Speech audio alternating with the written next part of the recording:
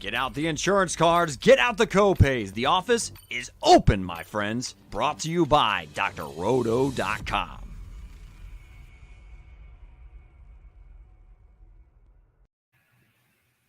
What is up, and welcome into a very special edition of the One and Done Show. It is Tuesday night. We have our play-in games happening here in the background. And right now, myself and the captain of our ship, Mike Holland, we're here to put some teams on upset alert, taking a look at the full field, the full bracket, and identifying not only the teams that we like to maybe score the upset here in the first round, but also some teams that can make a bit of a run if things fall their way. So should be a really fun show. We're going into some interesting metrics and an interesting methodology as to how we got to this list of 9. But without further ado, we can jump into our methodology, and we will kick off with none other than our guy, our head of college basketball at drroto.com, Mike Holland. Mike, how's it going tonight? Tell me about these upsets. How do they come to be? They come to be, man, because one team is either really good at in a certain area, a certain field. They either have a star power, one of those superstars that can just take over a game, and then really, it really just comes down to seeding, right? I mean, you look at some of the 11 seeds this year; they're pretty tough compared to some of the 10 seeds and some of the 12 seeds. So, it really just comes down to what your pod looks like. But overall, you just kind of look at those 3 factors to kind of determine, where these upsets can happen, the greatest likelihood to, obviously give yourself the best chance at a perfect bracket here. So a big thing for me, metrics are always huge. We use it in DFS, love to use it in betting. If you've seen, Basketball on Paper, the book, Dan Oliver, 4 factors of basketball success, right? It's a weighted scale. Shooting, obviously, super important, 40%. Got to be able to put the ball in the hoop. Second thing here is turnovers. He weights at 25%. Third metric on here is rebounding. And then fourth metric is free throw shooting. So, he kind of weighs all these. And that's what we're going to kind of look at. How do these teams that are, ranked 12, 13, even some of these 14s, how do they perform in some of these categories? And then what do the teams look like in their pod that they're going to be potentially going up against here? You look at it here. We talk about some of the runs that have happened, some of the upsets that we've seen, Cinderella stories. You had the 2008 Davidson team with Steph Curry. That was a lot of fun. He was averaging like 34 points a game. Who knew, right? I guess we saw it, but I guess we didn't believe that he would transition that into the NBA. In 2011, it pains me to say, my guy Shaka Smart, his havoc defense that he did not end up bringing to Texas, but, just a full court press, just really good defensive team. You had Dunk City 2 years after. That was a lot of fun. Florida Gulf Coast just, throwing up lobs, creating a bunch of excitement. And then you had the 19 Murray State team with John Morant. A lot of the guys are seniors now that were playing with him that year. So looking forward to, kind of diving in and see if we can't pull an upset or two and what teams could potentially be Cinderellas as you move through the brackets here. Yeah, there's a lot of really interesting things that go into it, right? You talk about some of the things that we can learn from basketball on paper and the things that are really key for me, right? Like, we want a team that is exceptional, that is elite in one or two specific areas, right? If a team is average or above average at just a couple of things, or at most things, I should say, their likelihood of beating a superior team in most of those categories is low, right? But you talk about the concept of a shooter's chance here in the college game.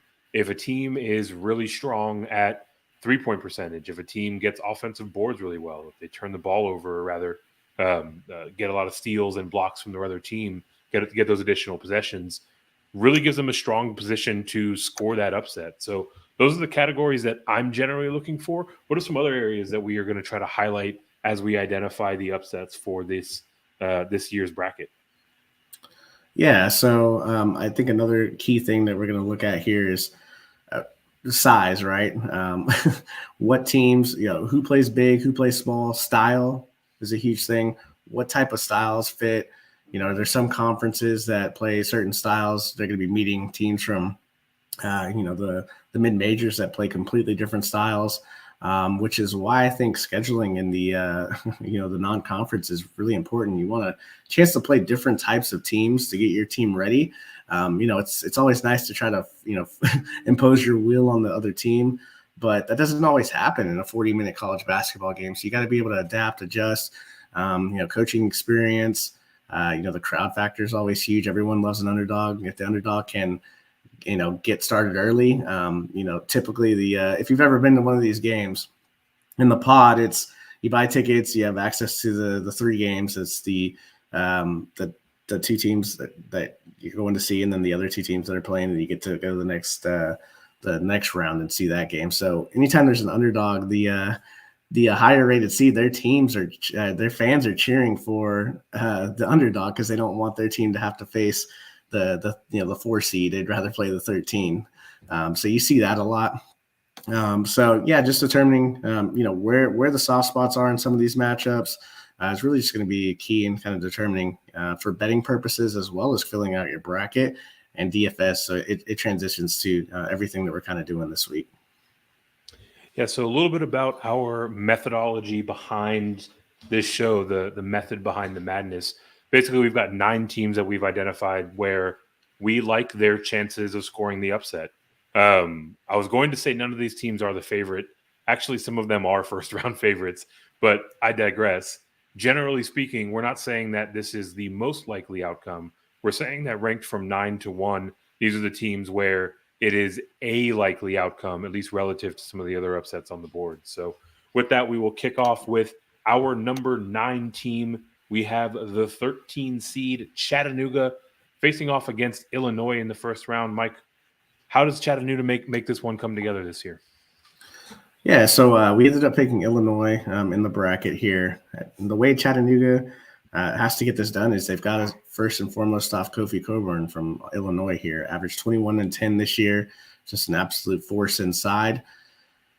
Chattanooga doesn't have a ton of bigs here. You have DeSosa here, along with Hankton, who's 6'7". Diggs doesn't really play a lot off the bench, but he's a 6'9" body. He's probably going to have to play a little bit more here. Remember, you only get 5 fouls in college, so it's going to be a huge key for DeSosa to stay on the floor here, not only to produce on the offensive side and try to pull Coburn away from the basket and maybe try to put him in foul trouble as well underneath. But obviously he's got to play, as best a defense as he can play, right? You're not going to completely stop this guy, but just, making it tough for him is going to be huge. Another factor here is Chattanooga's got star power on their side. So we made that one of our keys to how do you identify an upset. Malachi Smith, right? Averaged 20 points per game this year. Just an absolute stud, can really get it done. If he can get hot, he could be one of those guys in the last 10 minutes of the game that can really propel them to a victory. So just a couple of key factors. Anything that jumps out to you?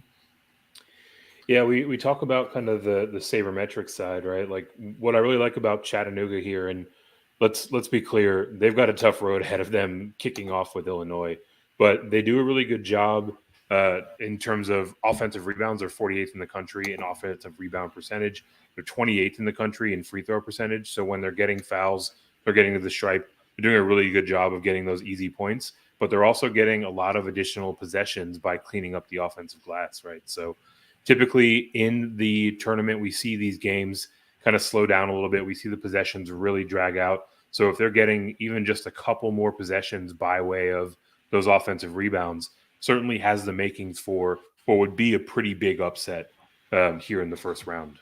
Yeah, so they do check off a lot of the boxes, right? I mean, we talked about it, right? Shooting, that's a key factor here. Effective field goal percentage, they're 57th in the country. They don't turn the ball over very much. They're 85th in the country to 350-plus teams. And we talked about the free throw shooting and offensive rebounding is there. Obviously, a lot of that's relative to the conference that you're playing in. So that's another factor you have to look at. But when you look at it, Chattanooga does have some star power here with Malachi Smith, DeSosa. So definitely wouldn't be shocking. It's just really tough to pick against Kofi Coburn in the first round, knowing that he could just absolutely smash and go for 30 and 15 in the first game and, really just put an end to him early. So I think that's why, obviously, we ended up picking Illinois here. But it would definitely be a little bit of a shocker to see Chattanooga take down Kofi and then move on if Houston's able to get by UAB, which we actually picked UAB to win. another tough matchup.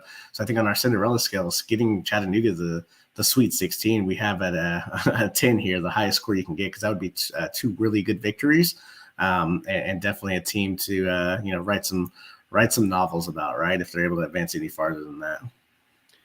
Yeah, I mean, certainly the makings to potentially pull an upset against Illinois. If they do, they face off against an underdog that we're going to talk about a little bit later here on the show, or a Houston team that has no business being a 5 seed. So probably not going to have a deep run, even if they pull this first round upset. And that is why they are the number 9 on our list. Moving on to the number 8 on our list, we have a 13 seed. We have the Vermont Catamounts facing off against none other than the, Arkansas Razorbacks. So 13-4 seed. For those of you that were watching along with us 2 nights ago as we broke down the left side of the bracket, this is an upset that we actually selected and carried forward to the round of 32 ourselves. What do you like about the Catamounts, Mike? Yeah, I mean, they're surging, right? They only lost one conference game, the America East. Their KenPom rank is 59th, so a lot to like here. The biggest thing is their metrics, man. They just really stick out. We talked about it a few nights ago. They're first in the country in limiting offensive rebounds for opponents. They're third in effective field goal percentage, which is one of our key components to finding an upset. And if you don't really follow these metrics here, like effective field goal percentage, it's basically a sabermetric that it basically weighs a field goal, right? So if you're a really good 3-point shooting team, obviously your effective field goal percentage should be higher because a 3-pointer is worth more than a mid-range jumper or a layup. It's a huge measure of success. Obviously, teams that are better from the 3-point line, and we're going to talk about a lot of these, these teams that are mid-majors that are really good from 3. Their effective field goal rate is going to be really high, and that's something that you like. It's points per possession, right? So you look at it here for Vermont, they're really effective here from 2. Ryan Davis on the inside here can really get buckets. Shooting almost 60% from 2-point range. They don't turn the ball over, turning it over less than 15% of the time. Another good thing is they're shooting 37% from 3. So you see why they're third in effective field goal percentage here. And then they cap it off by being a pretty solid free throw shooting team at 75%. So for me, there's just a lot of ways for them to really break Arkansas's hearts here, just as one of the better offensive teams that's rated here or ranked here in the double-digit seeding. Yeah, we talked right off the top about looking for teams that are premier in a couple of categories, and for Vermont, they're actually they hit that mark in several categories, right? They are very effective at maximizing their points per possession, and they take care of the ball really well, right? So Arkansas is not going to get very many opportunities to make up the gap for the gap in efficiency, I should say. Maybe looking at this first round in particular, I mean, are there things about the Arkansas game that you think leaves them a bit exposed? Yeah, so I mean, you look at it and you look at the Arkansas side, right? They're 16th in defensive efficiency and they're 63rd in opponent effective field goal percentage. So they do a really good job of limiting opponents' points per possession here. The problem is their offense is not really maximizing points per possession. They're 313th in 3-point shooting, barely shooting 30% from 3. That's not going to really get it done. So if you're shooting 30% from 3, you're obviously trying to take it to the basket here. The problem is they're 219th in effective field goal percentage. So just not really getting quality field goals here. So kind of minimizing that points per possession here. And then we talked about it, Vermont being first in, defending their own glass here. So not going to be a lot of second chance opportunities here. We'll talk about it again, man. Ryan Davis averaging 17 points and 6 boards, one of the better mid-major players here. Definitely should have a nice game here, and he's going to have a tough matchup with Jalen Williams. Definitely I like Vermont here. A lot of people are going to like this one. It's going to be a very trendy pick. But there's a lot of merit to this one analytically, and then also you got some pretty solid players here with Davis and Ben Chungu from Vermont here. So we mentioned a moment ago that we've got Vermont advancing in our bracket that we broke down a couple of nights ago. Those of you that are watching along on YouTube, go ahead and hit that like button, hit that subscribe button. and you will be able to see all of the college basketball content we've been pushing out this week, with more to come as we gear up for the tournament. Looking at the second round matchup, they're going to face the winner of UConn and New Mexico State. We didn't select them to carry forward in their Cinderella run, but do you think there's any merit to them going any deeper, or do you think that they're going to get that one win and then go home? Oof, man, that's a tough matchup. We talked about it a little bit. The size of UConn, the shot blocking ability of UConn, really going to limit that 2-point percentage. I don't see them shooting 60% from two, going up against Sanogo and Whaley. And then, UConn has some pretty good wing players that can defend here. So, man, yeah, that would definitely be a shocker for me. I could see them cruising here to an upset against Arkansas. But if UConn is able to advance, which they should against New Mexico State, UConn's just a really tough animal here, and the guard here, RJ Cole, he can do a lot of things with these two bigs as well. So, I think obviously we picked the run to end there, but hey, it's the tournament, right? Anything can happen. So, it certainly can, and we will move on to our 7th ranked team overall, the number 12 seed UAB Blazers. Mentioned U of H earlier. They are a 5 seed. They should probably be like a 2 or 3 seed, maybe a 1 seed. But ultimately, really tough matchup here, but a lot to like about the Blazers. This is another team dating back to yesterday's show that we selected to advance. What is it about the Blazers that has them pulling, at least for my money, maybe one of the biggest upsets in the tournament? Yeah, I mean, they're coming in hot, 7 in a row, winning Conference USA tournament here. And, man, we talked about Steph Curry, John Morant, these guys. Obviously, this guy's not quite on that level, but a really, really good player. Jelly Walker, Jordan Walker, averaged 20 points and 5 assists. Man, this guy is really fun to watch, can get his own shot, really tough to guard. So Houston's not going to have a lot of fun with that. Overall here, UAB as a team, and they're 9th in 3-point shooting. I mean, 38%. So that checks one of the boxes that we look for. They've been hitting the glass pretty hard on the offensive side, at 33%. Now the time they're grabbing their own offensive rebound, they limit their turnovers. So when you ever have a lead guard, that limits his turnovers here, your team is limiting their turnovers. Obviously, you have more opportunity for possessions and to be able to score the basketball, which allows them to be 53rd in effective field goal rate at 53%. So a lot of nice metrics here for UAB. Houston, a really tough defense. I mean, Ken Palm has them finishing 4th here in their rankings. So definitely merit for a 2 or a 3 seed. Stuck with the 5 seed here, dealt with a lot of injuries. Just going to be a weird matchup here for them. Their conference, the AAC, it's not really full of star power, right? There's only one team that plays inside the top 100 in tempo, and that's Memphis. Otherwise, you just kind of get a lot of like slobber knockers. It's been a long time since they played anybody with the legitimate pace. Memphis is a little bit of a nightmare. They play with pace, but they turn the ball over. So. This is a UAB team that likes to play with pace, but doesn't quite turn the ball over. So just a different profile game for them, which is why I think we really like them to score an upset here. Yeah, I'm curious to see, both UAB and Houston play with a good amount of pace. I'm curious to see if we find this Blazers team slow it down a little bit. We've talked a lot about the metrics that we look for. Take care of the ball, 48th in turnover rate. They get a good amount of their own boards, 37th in offensive rebounding percentage. The thing that I think really puts them past Houston in terms of scoring this upset in the first round is they are 9th in the country in 3-point percentage. They're shooting almost 39% from deep. And Houston is 8th in terms of the 3-point percentage that they allow to their opponents. So anytime that you have a team that takes care of the ball and that is doing a better job of getting 50% more points per possession by shooting the 3 as opposed to the 2, certainly has the makings for an upset. Like I mentioned before, we actually selected this one to come to fruition for UAB to beat the number 5 seed Houston Cougars. That leaves them facing Illinois or Chattanooga. What are the odds that they actually carry past this and advance to the Sweet 16? Well, I like them a lot if it's Chattanooga, right? That entire bracket would just be absolutely busted.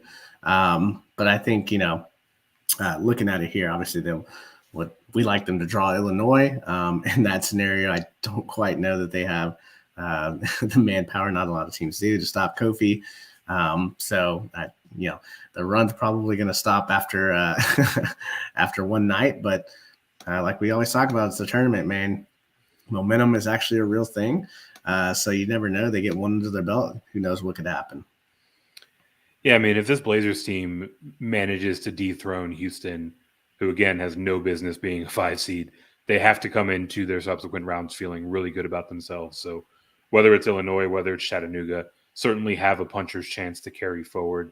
We will carry forward to our 6th ranked underdog, the number 10 Davidson, facing off against number 7 Michigan State. This is a team that we did not select to carry forward as we broke down the left side of the bracket, but it feels like it can kind of go either way. Why is that the case, Mike? Yeah, it's close, right? I mean, Ken Palm likes this 75-74 Michigan State. It's definitely going to be a close game here. For me, it's the Foster Lawyer narrative here. I mean, he played for Michigan State, transferred over to Davidson. Now he gets a rematch, right, against his former team. So definitely something to watch for. Narrative Street, if you like playing that, if you like betting that, that's definitely something you can look at. Now, for me, it's going to come down, does Michigan State have that closer at the end of the game? Who are they going to go to, especially when it's tight? For me, it's going to be one of those things where, it's more of a collective effort. I like Max Christie. Gabe Brown can certainly get his shot off. But that's just something that Michigan State just doesn't really have, is that guy that can, you can either dump the ball inside to and say, go get me 2, or, a slashing guy like a Jaden Ivey or a Benedict Mathurin that can, really take over the game at the end.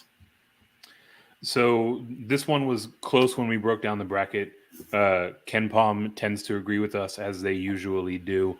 Is there something about this Michigan State team in particular that leaves them a little bit exposed, or are these just 2 well-matched teams and it's probably going to come down to kind of a possession or 2 at the end of the game?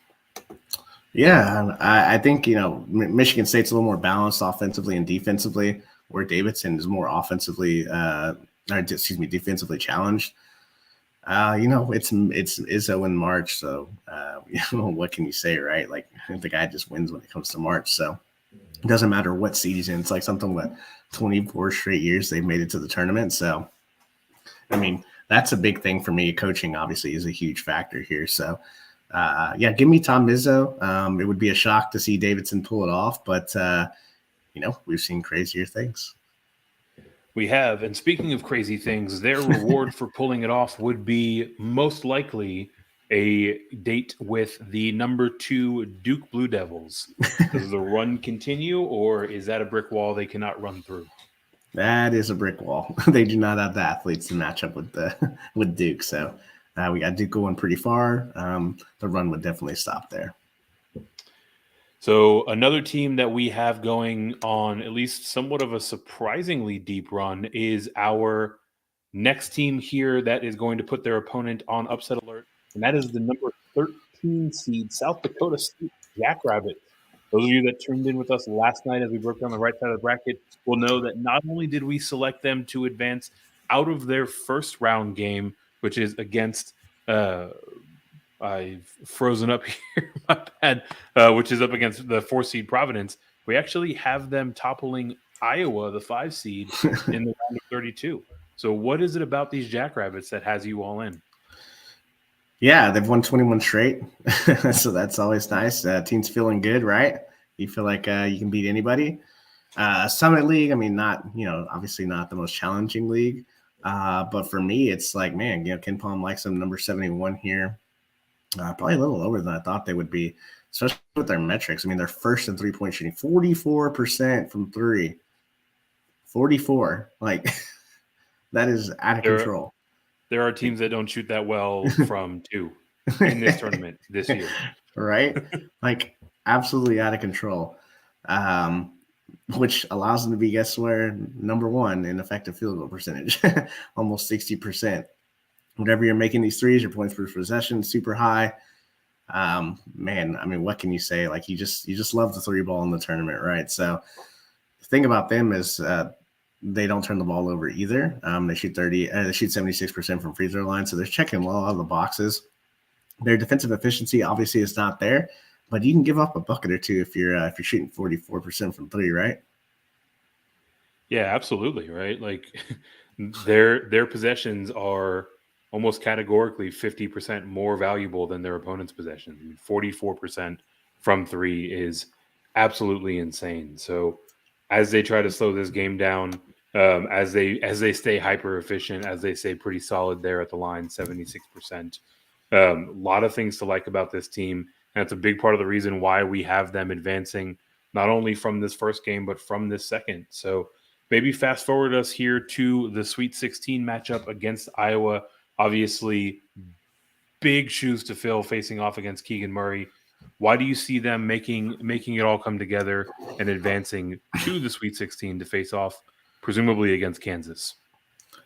Iowa 77th in defensive efficiency, 139th in opponent 3-point percentage, allowing 33%. So they're okay.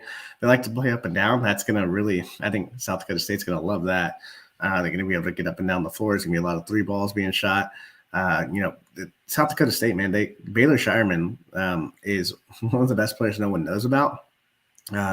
He's a 6'6", like guard / forward, can shoot threes, can rebound really well, can create. They just basically it's him and shooters surrounding, along with Douglas Wilson on the inside. So they can play inside a little bit too. So, they're definitely not a one-trick pony. If, they happen to shoot even 35% from three, you feel confident that Douglas Wilson, who averaged almost 17 points a game, they can dump it down into him. He can get a couple of easy buckets for him. For Iowa, man, it's a one-man show, right? We picked them to get out of the first round just based on the strength of Keegan Murray. When your opponents are going to shoot 60% effective field goal rate, you're going to need a lot more firepower. You figure here saying South Dakota State's going to really load up on Murray here and make other guys beat them. This is going to be I wish this was a first-round matchup, honestly. I think the committee should have flip-flop Richmond here with South Dakota State. That would have been a lot of fun. But hopefully we can get this as a second-round matchup. The total is probably going to be like 165.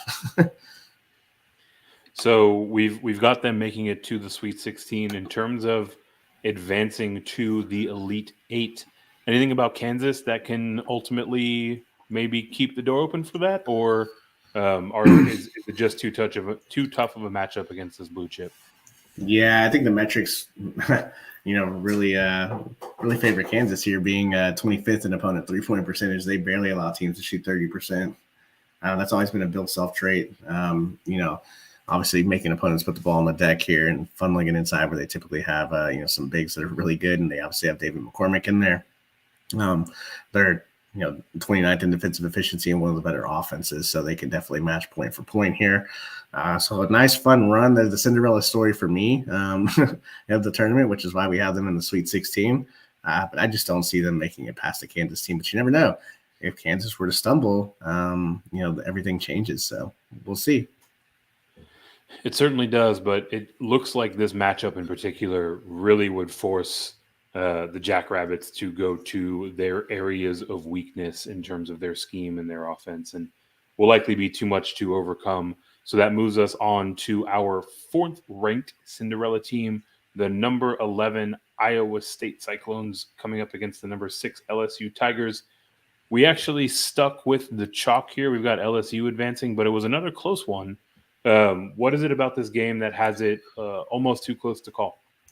Yeah, it's the 2 top 10 defenses, right? So defense travels. You're able to limit the opponents. Obviously, these two teams aren't great offensive firepower, but they do have some stars, which is really interesting. I mean, I love Days and Easton from LSU. Brockington can really get it done. Had some monster games this year for Iowa State. At one point, Iowa State was a top 15 team. Both of these teams look like they could be, potential 4 or 5 seeds before kind of stumbling down the stretch here. Yeah, Ken Palm likes this one, 64-61 LSU. For me, it's just like, what's the deal with the Will Wade exit? You know what I mean? How does LSU handle this? I feel like, for me, I don't like Will Wade. So I put myself in that huddle and I'm like, man, thank God that guy's out of here. He's just, you watch him on the sideline, it's just like, what is wrong with this guy? Kind of like a Frank Martin. You're just like, man, geez, like these guys are just out of control. So for me, I'm like, if I'm looking at their team, I'm like, hey, play free now. You know what I mean? Let's go get it done. So definitely something to watch for. But you never know. Like, could that have shaken up the team? That's something that, Iowa State could take advantage of. Yeah, I've found myself asking Will Wade, "What is you doing?" plenty of times as I've watched these LSU games throughout the season. And what's really interesting about these matchup, I mean, two powerhouses on the defensive front, but they also both turn the ball over a lot. So you should see some extra possessions for each team, but then to have that possession kind of clamped down and to not convert. So I wouldn't be surprised to see this game put up like 85 points. We're going to talk about betting a little bit later in a different show, but if the over-under is anything north of like 100, I'm probably hammering the under, because ultimately this game is just going to be a mess. So like I said, we went with LSU, just given the kind of overall schedule and the overall body of work this year. They've got a few more stars, but can very much so go either way.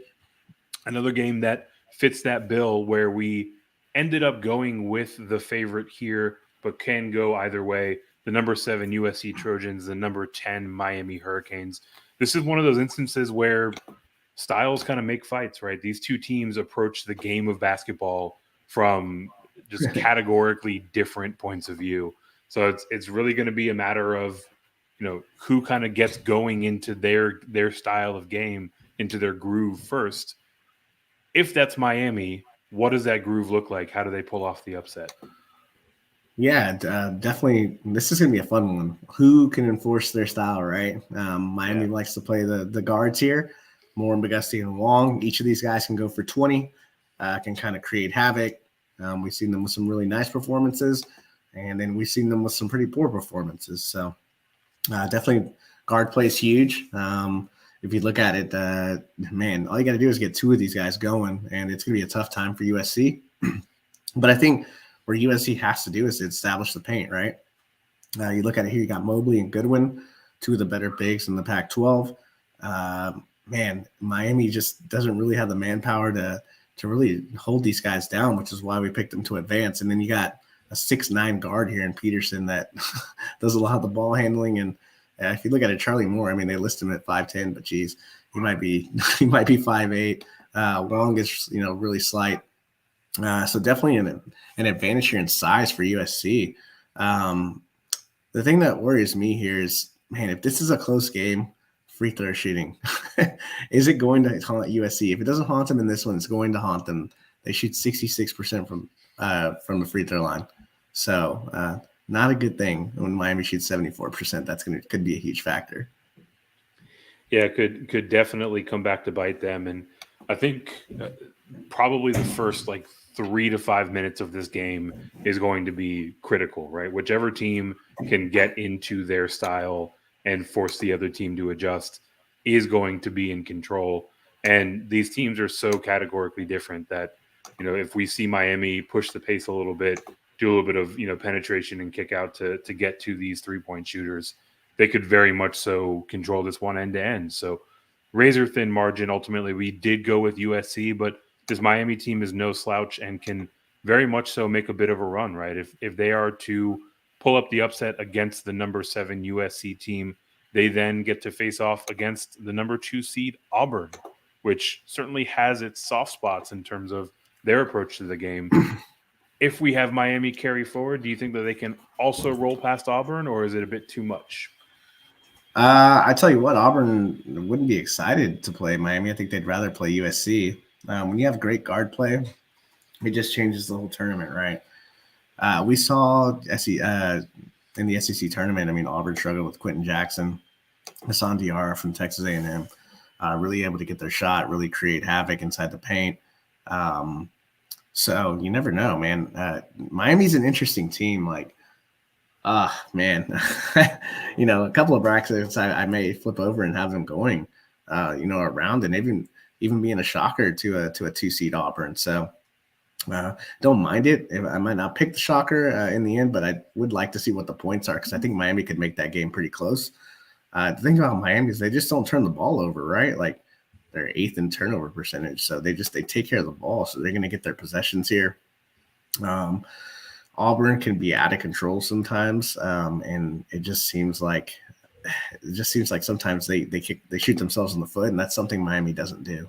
So definitely like Auburn, but wouldn't be like I wouldn't wake up the next day and be surprised if Miami in the 3 guards here really took it to them. So we'll see. Yeah, this Hurricanes team certainly is poised to make a run if they can get past this sort of stylistic difference in their first round opponent in USC. So that moves us to our second ranked Cinderella, or team on the Cinderella scale, the number 11 Michigan Wolverines. Some are saying that this team shouldn't even have made the tournament, facing off against the number 6 Colorado State team.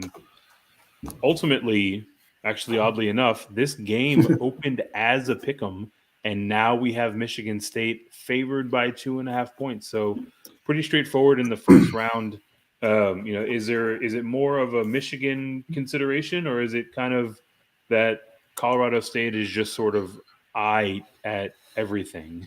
It's a combination of Michigan's metrics and Colorado State's size. Ken Palm likes Michigan, finished 33rd in the country here, 19th in offensive efficiency, 60th in 2-point percentage. Obviously, they got the big man, Hunter Dickinson, that's able to do a lot of things. 84th in free throw percentage, and they're 89th in turnover percentage. So they check a lot of the boxes for an upset, right? Even though they're favored. I think last time I saw it was they're -1.5. So you look at Colorado State, they're 210th in opponent 2-point percentage. So, Dickinson should be able to have his way. And why? They're 303rd in average height. So there's just not a lot of size in there. They got to get him in foul trouble and get him out of the game. Otherwise, he's going to have a really, really good game, and someone that I'm looking at in DFS for sure. Michigan State, Michigan, and Michigan fans will probably kill me for saying Michigan State. But, I definitely like this matchup, and I like a betting trend taking the points with them as well. It just doesn't look like a good matchup for Colorado State. Yeah, it really doesn't, right? And the betting markets are bearing that out, as Michigan, despite being an 11 seed, comes in as a favorite. And generally speaking, those higher seeds that are favored in the first round, they actually tend to be pretty accurate in terms of those Vegas lines, right? There's been 11 instances in the first round where the worst seed was favored. 9 times they won that game outright. So very much so an instance where the betting line is pointing us that way. The metrics are pointing us that way. With Michigan carrying forward, I almost called them Michigan State again. With Michigan carrying forward, lose a lot of fans. Leaves them most likely facing off against what many people have as an underseeded Tennessee team, the 3 seed in the round of 32. Is that where their dance stops? Are they officially back to pumpkin territory? Yeah, it's not a great matchup. 3rd in defensive efficiency and 32nd in opponent 2-point percentage. So complete opposite of Colorado State. They got some guys inside that can body up, and they're just a tough. Rick Barnes runs a tight ship. We know that here in Austin. So, should be a nice little win for them in the first round. But getting that Tennessee team and the way they're playing, it's gonna be really tough to pick them to go any further than that. Yeah, that Tennessee team is another favorite to make a bit of a deeper run, right? Technically you can call 3 seeds making those deep runs a bit of an upset, but if you subscribe to the concept or the theory that Tennessee probably should be a 2 or maybe even a 1, then not quite as surprising, but very tough out for Michigan to face there in the second round. And that brings us to our number 1 team here on the Cinderella scale. Another team that we selected to advance as we were breaking down the left side of the tournament 2 nights ago. Another 11 versus number 6. The number 11 Virginia Tech Hokies, the number 6 UT Longhorns. Talked about it a few nights ago. Wouldn't be surprised if these teams' seeds were actually flipped. Right now over at FanDuel, this game is sitting as a pick'em, so very much so can go either way. What is it that you like about the Hokies for this one? I don't like the Hokies, but I like them, I guess, for betting purposes. Yeah, seriously.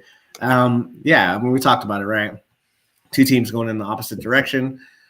Virginia Tech, what is it, 23rd in KenPom. So a really tough 11 seed here that my Horns get. Ran through the ACC tournament, beat Clemson, Notre Dame, North Carolina, and Duke to take it down. A lot of that has to do with what?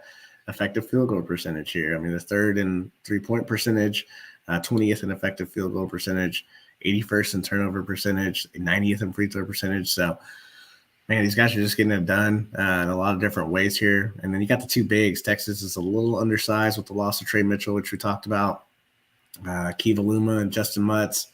Man, these guys are dogs. They're really fun to watch. They both do different things. Luma's more of a scorer, finesse player. Mutz is more of like the, junkyard dog, can shoot a little bit from the outside. Just a tough matchup overall here. I think the thing that Texas really struggles with is they might be good defensively, being 13th in the country. But they're actually really good at defending the three-point line. The problem is they're shooting 32% from three, and they're allowing opponents to they play such aggressive defense that their opponents are getting to the free throw line a ton. So for me, it's just, man, I can see why this is a pick 'em. We definitely picked Virginia Tech to win this game. I think there's just more outs on the Virginia Tech side. Yeah, I'm glad that you brought that up because we talked about it a lot as we were breaking down the brackets themselves. And one thing that we really look for in a Cinderella team or in any team to make a deep run for that matter is having those outs, right? If they can beat you several different ways, it saves you from getting single threaded, right? Going back to that Miami USC game. If USC is able to shut down this perimeter game from Miami and force them to take the ball inside, their night is over categorically, right? Whereas with Virginia, they can win several different ways. So you like to see those outs. You mentioned the forward play here, Mutz and Aluma. If, and as we called, when they carry forward to the round of 32, they face off against the forward killers, none other than the Purdue team that we have making a very deep run. Go back and check out that video from 2 nights ago if you want to see just how far we think the Purdue team goes this year. But ultimately, do you think that they have enough to overcome these Twin Towers for the Boilermakers, or is it ultimately one upset and their tournament is over? Yeah, I think for me, we were talking about it. We wouldn't be surprised, right, if Virginia Tech, the quality opponents that they've beaten, no one's going to be absolutely shocked if they beat Purdue. The thing, and I think someone chatting with someone on Twitter last night about it, it's like, Purdue's 100th in defensive efficiency, right? That's not great. So as they're very good offensively and have the two bigs, the thing for me, though, is that sometimes these metrics, like, they're not the end all, right? Obviously, you still play the games, and then there's still the eye test, right?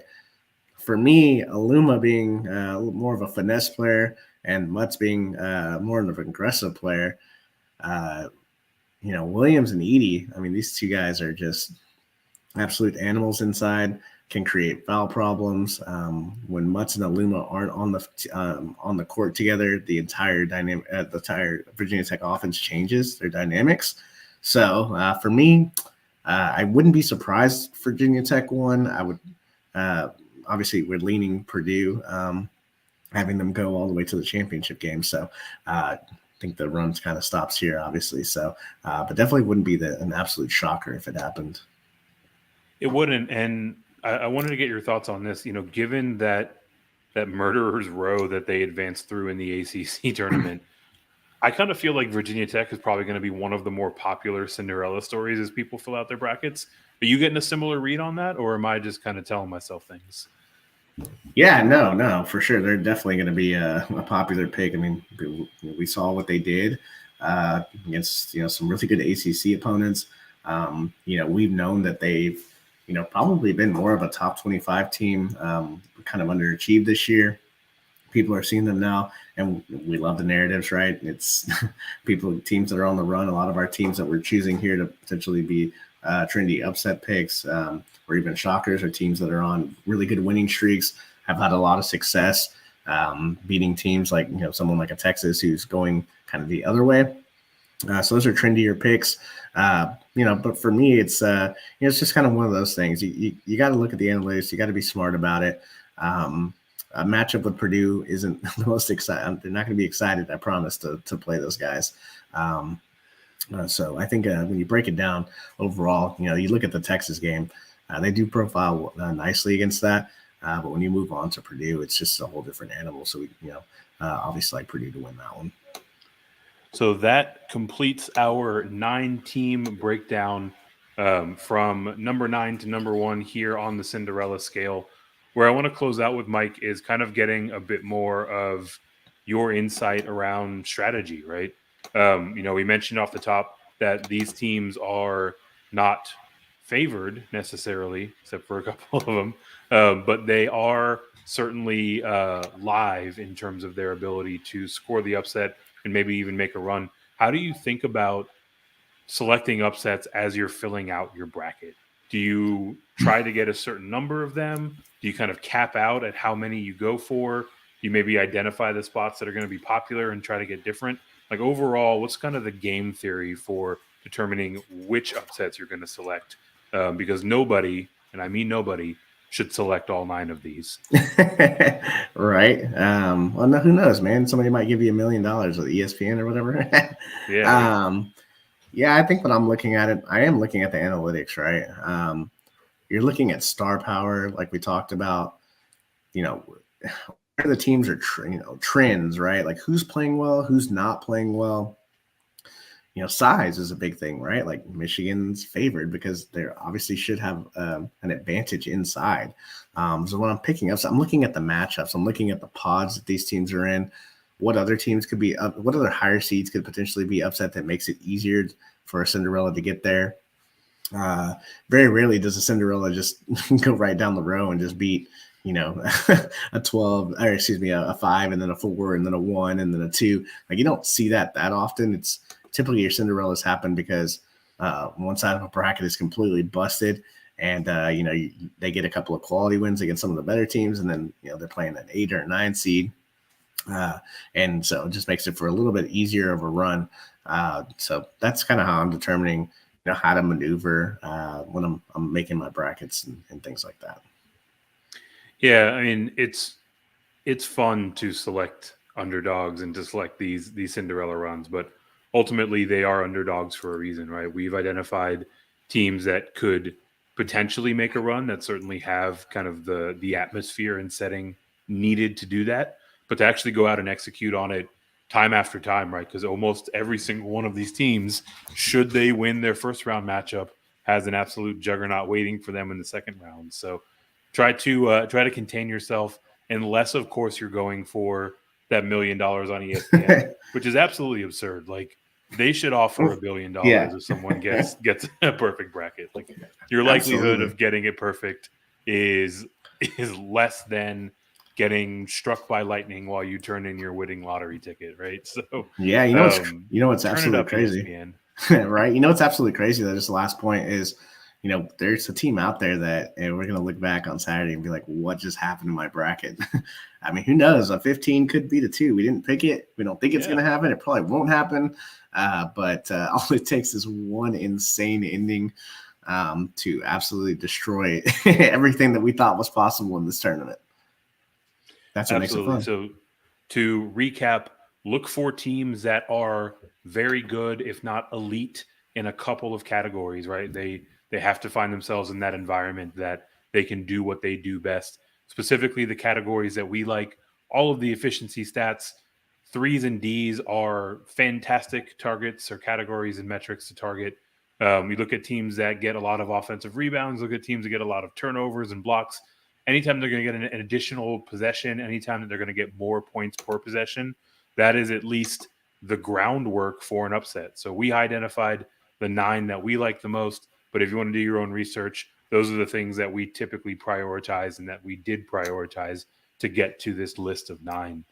Also, if you're looking to do a bit more research, if you're looking to continue to fine tune and get yourself set up for that should be $1 billion win for your perfect bracket, 2 places to stay with.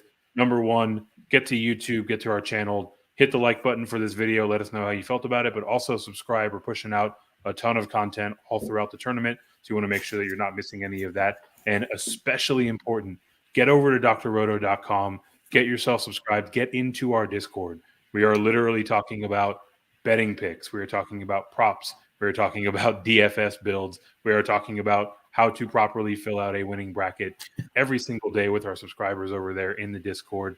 And with that, we will see you tomorrow with some betting advice and our DFS breakdown for the first round of the tournament. Thanks for stopping by the office. Get your fantasy prescription by subscribing to the channel and checking out drroto.com. And until the next visit, be well,